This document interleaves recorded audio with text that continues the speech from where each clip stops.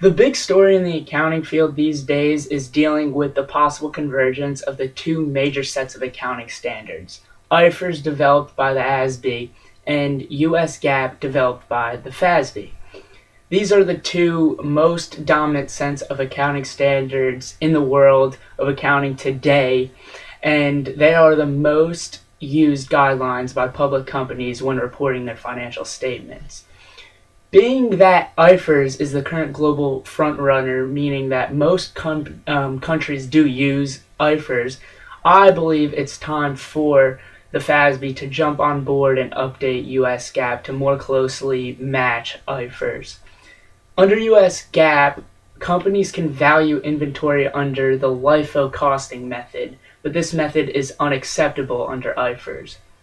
The main reason companies use the LIFO costing method is because it generally reduces the company's tax liability, because the like inventory is remeasured at the new current normally inflated price of the inventory and not the historical value that was paid for it, which increases the cost of goods sold account and decreases income, which would decrease taxable income, which ultimately decreases tax liability.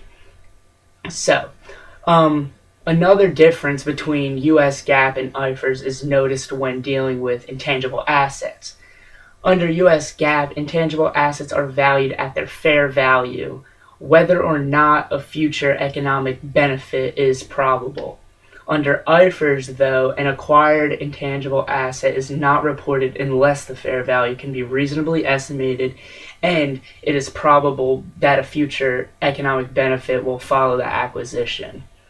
I believe that if an acquired intangible asset does not offer a company any future benefit, then there is no reason for it to be classified as an asset. Different treatment for inventory write-down remeasurement also is different between US GAAP and IFRS. Under US GAAP, once an inventory is written down to a lower value, there is no way that it can be reversed. The write-down is final, and it can't be remeasured to the original amount. Under IFRS, though, write-down reversals are acceptable. I believe inventory write-down reversals should absolutely be acceptable because of the simple fact that prices of goods constantly fluctuate in our economy.